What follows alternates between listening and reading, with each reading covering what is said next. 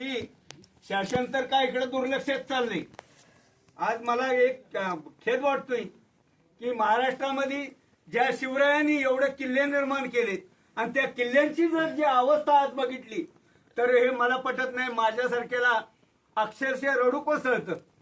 कारण छत्रपतींचं नाव घेऊन तुम्ही राज्य करताय परंतु त्यांच्या किल्ल्याकडे तुमची ही दुरावस्था आहे, हे मला खेद वाटतोय।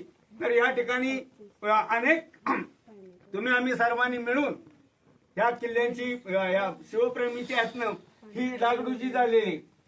अनेक शिवभक्तांनी या रात्रंदिवस या ठिकाणी अहोरात्र मेहनत घेऊन हे सगळ्या तिथं आपल्याला मार्गच नव्हता, हे सगळं पडलेलं होतं। आज ही जर अवस्था बघायची म्हटलं तर हे शिवराजाचा किल्ला कोणा म्हणू शकणार काय?